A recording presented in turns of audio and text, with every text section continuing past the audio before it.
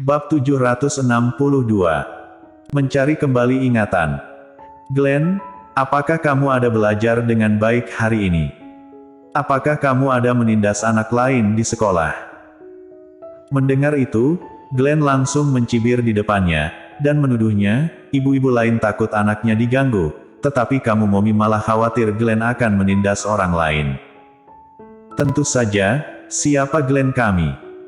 Hanya ada kamu yang menindas orang lain, apakah ada orang yang bisa menindasmu? Audrey Han tertawa melihat dia mengerucutkan bibirnya dan juga wajah kecilnya yang cemberut.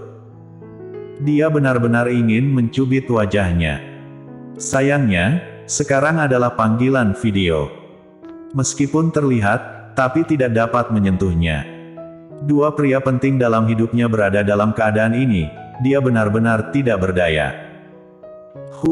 Mommy jahat, kamu menindas Glenn. Audrey Han tersenyum dan tidak menjawab. Setelah beberapa saat, Glenn tiba-tiba menurunkan kelopak matanya dan menatapnya dengan sedih. Mommy, bolehkah Glenn mengunjungimu? Bibi Gita bilang Mommy sudah menemukan Daddy. Aku juga ingin. Audrey Han tidak berencana memberitahu Glenn tentang Golden Ye yang kehilangan ingatan. Jika dia tahu, dadinya tidak mengenali dirinya, dia pasti akan sangat sedih. Dia hanya bisa mengatakan, tidak untuk saat ini, banyak pekerjaan yang mau Mommy tangani di sini. Glenn jangan kemari. Setelah Mommy menyelesaikan semuanya, Mommy baru akan membawa Daddy pulang, oke? Glenn mendengus berat, Mommy, kenapa kamu harus menanggung semuanya sendiri? Glenn juga mau membantu. Kamu anak ini, apa yang bisa kamu lakukan untuk membantu? Selain itu, Audrey Han menurunkan matanya, dan ada bayangan sekarang, banyak hal yang harus ditangani orangnya sendiri baru bisa. Setelah mengatakannya, dia menyadari bahwa dia tampak sedikit tertekan di depan Glenn, jadi dia mengangkat kepalanya dan kembali tersenyum. Glenn harus patuh, tunggu Mommy dan Daddy kembali. Iya, jika Glenn sangat patuh, nanti Mommy akan memberi hadiah ke Glenn, oke? Oke, Mommy harus menepati janji. Setelah ibu dan anak bercengkrama sebentar, Gita datang dan langsung menekan kepala Glenn dan memintanya untuk pergi mandi. Lalu, dia sendiri yang menguasai video dan mengobrol bersama Audrey Han. Audrey, bagaimana perkembanganmu di sana? Apakah ada kemajuan? Setelah dia berlari sepanjang hari, dia sangat kelelahan. Tapi, dia tetap tidak bisa terus bertemu Golden Ye, hasil apa yang dia dapatkan.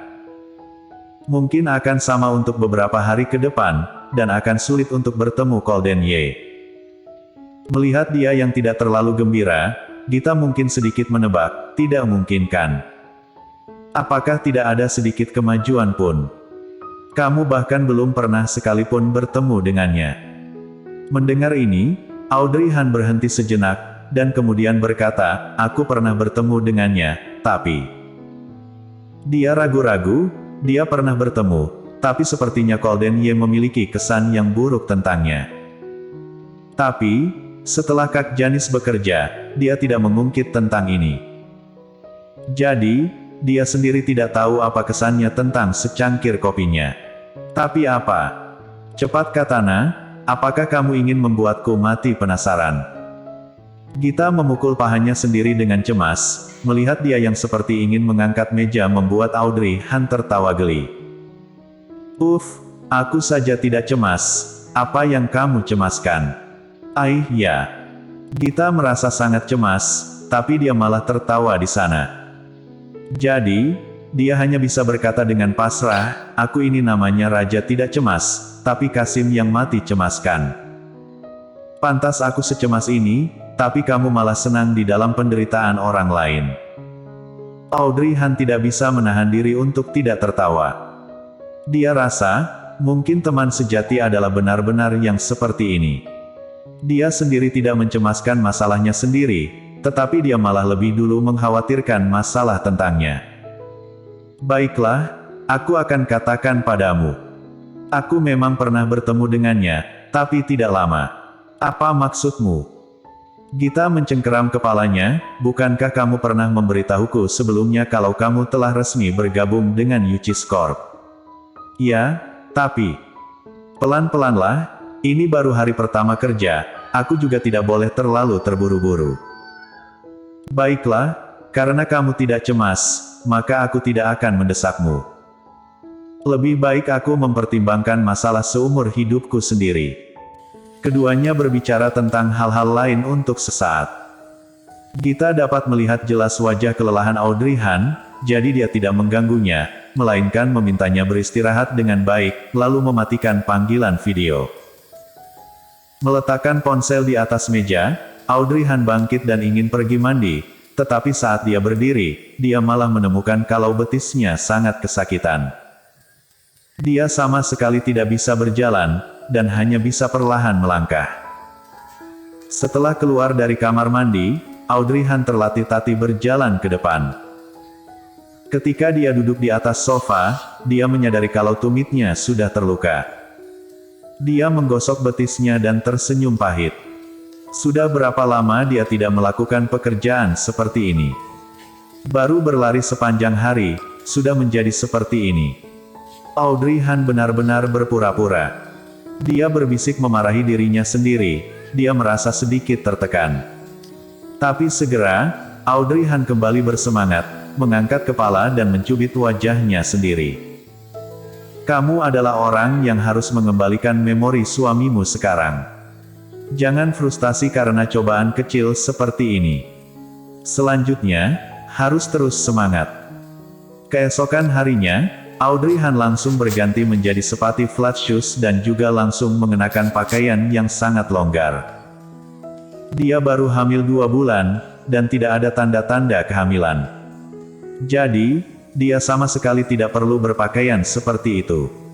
Tapi, demi masa depan, dia merasa perlu berpakaian seperti ini. Jadi saat perutnya besar nanti, dan ketika dia mengenakan pakaian-pakaian yang besar, orang lain tidak akan bisa dengan mudahnya menebak kalau dia hamil. Begitu dia tiba di ruang sekretaris, Kak Janis menyuruhnya untuk membersihkan ruangan. Tuan Muda Koldi akan tiba 1 jam lagi. Jadi, kamu harus membersihkan ruangan itu sebelum dia kembali. Ingat, jangan sampai berdebu, CEO kita menyukai kebersihan. Jika kamu bertindak ceroboh, dia akan marah. Ya, baik. Audrey Han mengangguk, lalu langsung pergi ke ruangan CEO. Tentu saja dia tahu kebiasaan Golden Ye. Adapun, tentang membersihkan dengan bersih, ruangannya memang sudah cukup bersih. Dia pergi ke sana untuk bersih-bersih dan merasa tidak perlu melakukan apa-apa sama sekali. Jadi Audrey Han tidak sampai 20 menit telah kembali. Saat Kak Janis melihatnya kembali, dia merasa sangat terkejut. Kamu secepat itu sudah selesai membersihkannya. Benar Kak Janis. Apakah kamu yakin sudah membersihkan dengan bersih semuanya? Iya. Audrey Han mengangguk, dia yakin dia telah membersihkannya, dan memang tidak ada debu. Melihat wajahnya yang serius, Kak Janis juga merasa dia bukanlah orang yang malas. Jadi, dia juga tidak curiga, menebak mungkin dia memang orang yang cepat. Baru setelah Golden Ye bekerja, tiba-tiba meneleponnya, dan bertanya dengan dingin siapa yang membereskan ruangan. Kak Janis tidak sempat bereaksi. Gawat. Kak Janis terdiam beberapa saat, berkata, apakah tidak cukup bersih? Sebelum aku marah, minta orang itu kemari dan membersihkan ulang. Bersambung.